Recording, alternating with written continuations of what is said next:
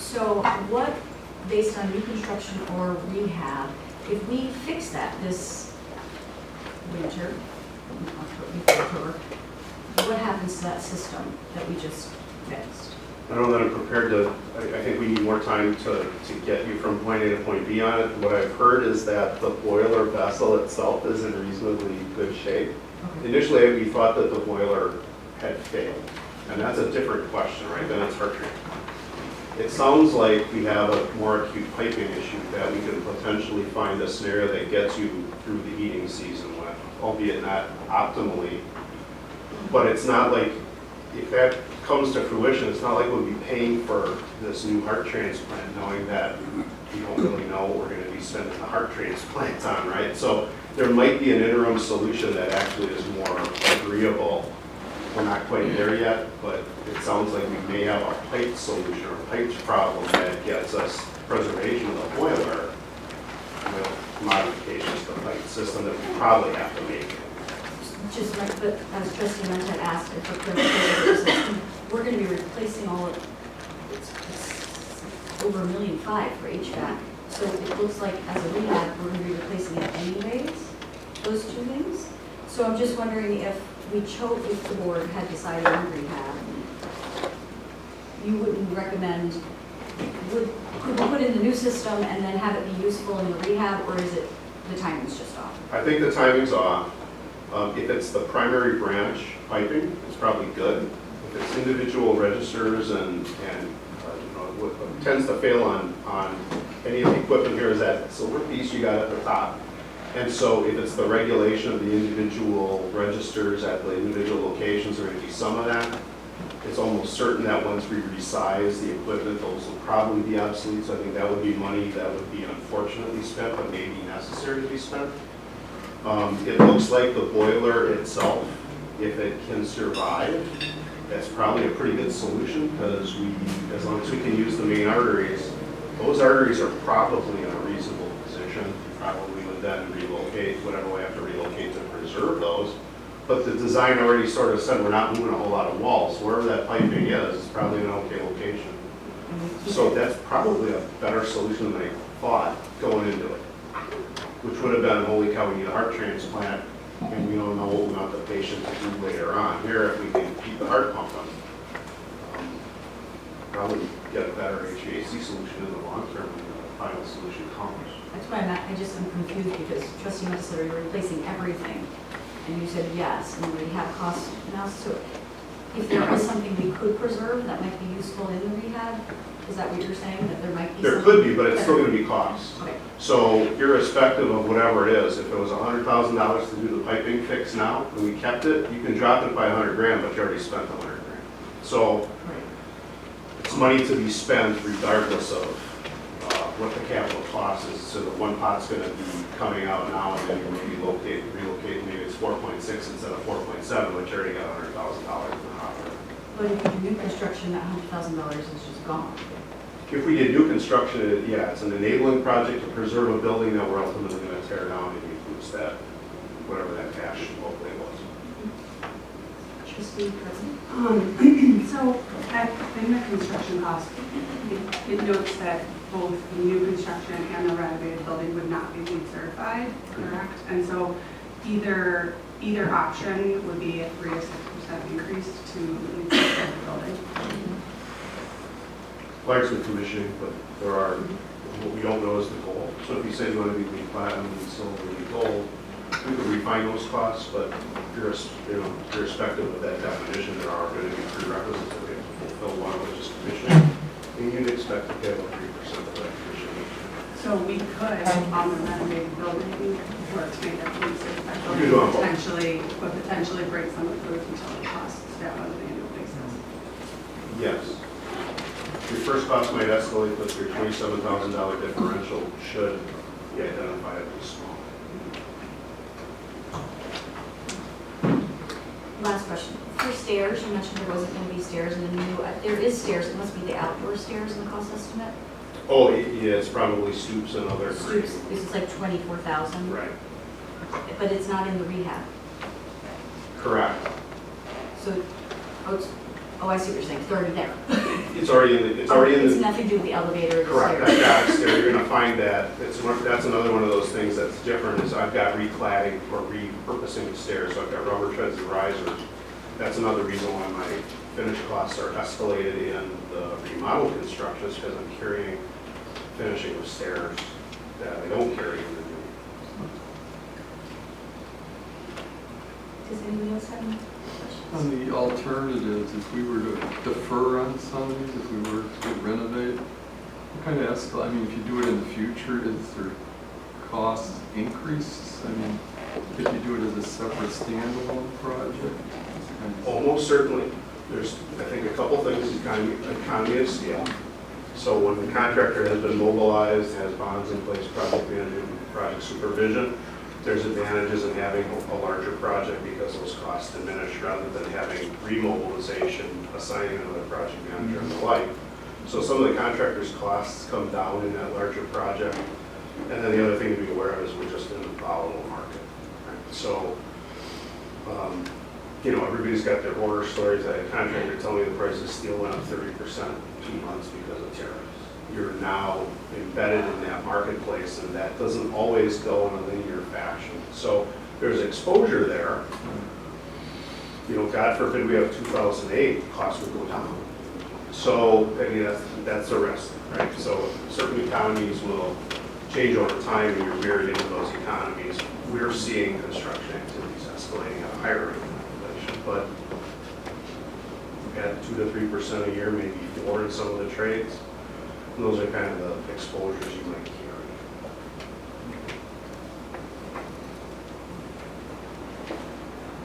Someone else have any questions from the board? If not, I did want to thank you, John. I did want to allow the community to have a chance at asking questions to our consultant while he's here. Does anyone have a question on the presentation? Ms. Elizabeth? Oh, thank you. Oh, gee, can you just come up here and Oh, say your name? sure.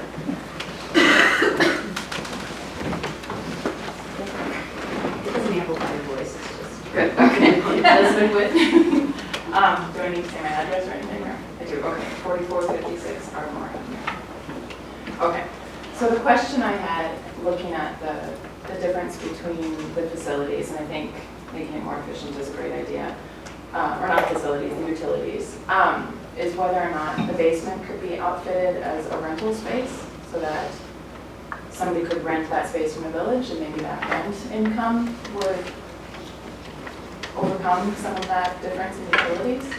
And I know the basement is not an ideal location because of the light situation, but it's just an idea. Is there any consideration of putting egress windows or something on this side so that that large room in the basement could have natural light? Just a question. Yes, it would increase the basement construction cost to do that. Right. And I don't know what kind of rents you would achieve.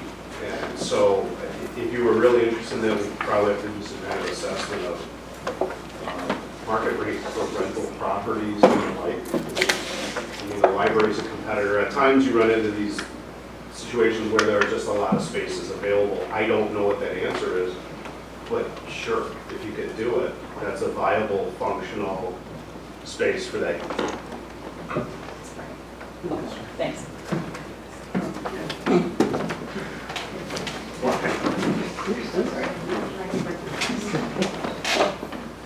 May I ask? Yes. I'm Rosie Brannick, 4248 North Ardmore Avenue, and my question is, there are funds often available for asbestos reabatement, those kinds of things. Has that been looked at in this plan? Is that a natural part of the process? To look for funds that are either granted by the federal government or the state? Is there anything available to us in a reconstruction project? There may be, I think they're probably neutral in that we'd have to clean the building up under any scenario. So I don't view them as, while they're good financially to get them, I view them as cost neutral in the comparison. So were we to clean the building up, we'd have to clean the building up if we were to demolish the building, and therefore for me they're cost neutral.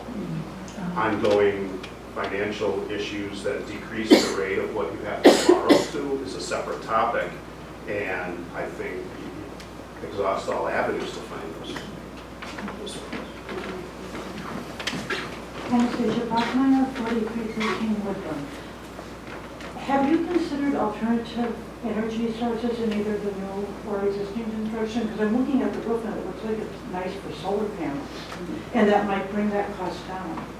And I think it's something our village needs to consider in both the construction and building. Is that something that we can talk about? Is it true in the process, or is that something like, I hate doing that, it costs too much? No. We have a LEED Gold Fire Station 13 in Madison that uses PV panels for illumination, PV for hot water reheat, and has geothermal.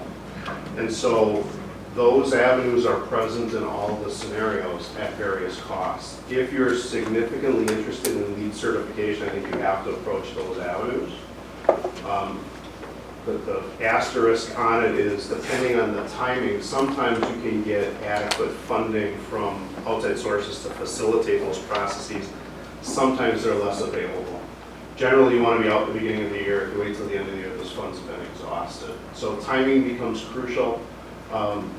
Geothermal is a viable alternative, but it's a more expensive alternative than Madison 13 was vertical. So given we have restricted land mass, those costs will increase because we'll go vertical with the bore fields. And height of groundwater, things like that start to matter.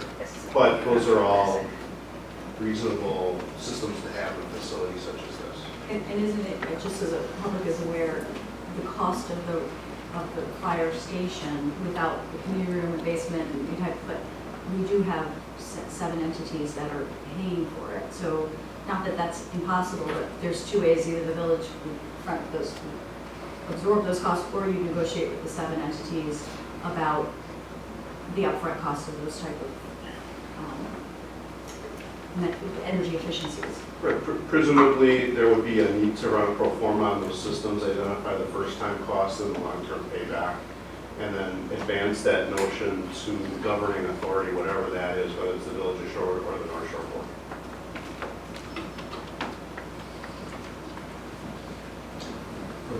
The lead percentage, is that just to get the certification? Or is that actually doing improvements? Just that. The thing about LEED is you can follow the path and not ask for the diploma. Okay, so there's nothing that says that you can't do a building that fulfills the integrity of the certification process but don't pursue the certification. So the actual act of certifying the building takes time and money. That's an administrative process with U.S. Green Building Council that just requires a certified professional to facilitate that process. But you could say, I want to do I'm going to get a LEED Platinum type building, but I'm just not going to ask for that piece of, I think it's their glass that gets mounted on the wall, and you'd have a building that performs at that level. It's just going to acknowledge through the U.S. Green Building Council as having done so. But you can do the array of different topics outside of the certification process.